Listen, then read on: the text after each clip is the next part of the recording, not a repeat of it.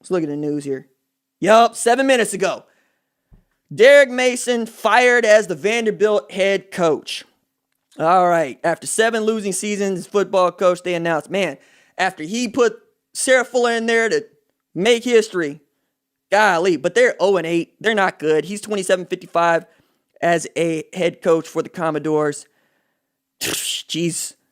Their longest losing streak since they dropped 23 straight from 2000 to 2003. Golly. Offensive coordinator Todd Fitch is going to serve as the interim head coach until a replacement for Mason is named. Oh, man, that sucks so much for them.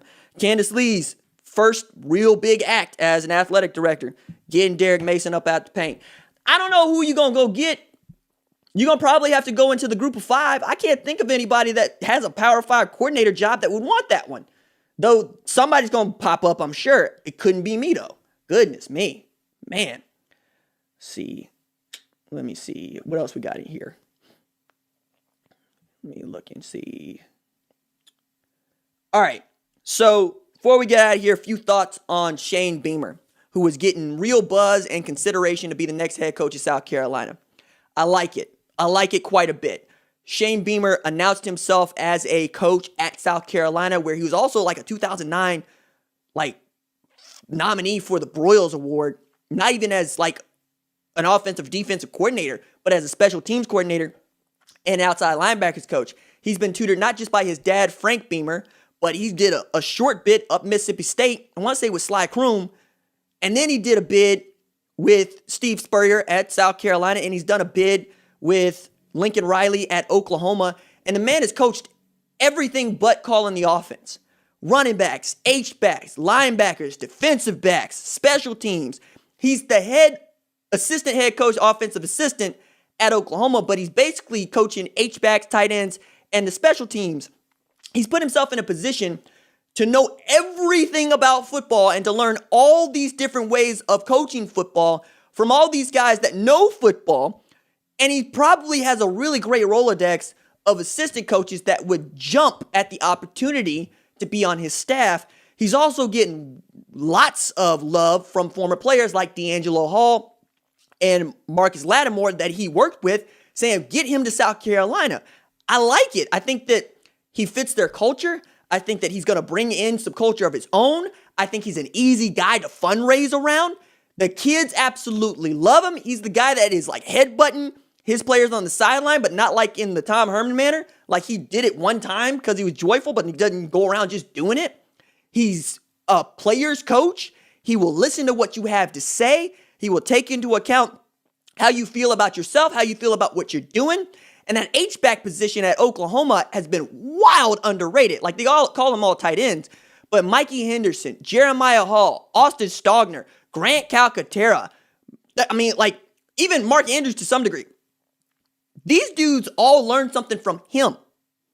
And he's been just as big an influence as any hire that Lincoln Riley has made. As a matter of fact, he was brought in after Oklahoma got stomped on by Georgia, as he was assistant coach at Georgia, learning under Kirby Smart, to help shore up the special teams. And it did. It got shore up in a hurry, helping out Jay Boulware. Jay Boulware ends up taking the job at Texas, coaching, I believe, tight ends and special teams back there. But there's a lot of things that are taken care of by Shane Beamer at Oklahoma that don't get enough credit, but they're all very important details. I would love to have that guy as a head coach because his clock management, his understanding of strategy, his understanding of the entire football game is unparalleled. Then you hire a guy that can coach your offense, you hire a guy that can coach your defense, and you start building around recruiting the hell out of that MDV, which is what he has made his name doing, going into that Maryland area, that DC area, and coming out with kids, going into Tidewater, coming out with kids. Like Caleb Williams coming to Oklahoma is a big deal because of him. Joseph Wette coming out of Gonzaga, play outside linebacker, big deal because of him.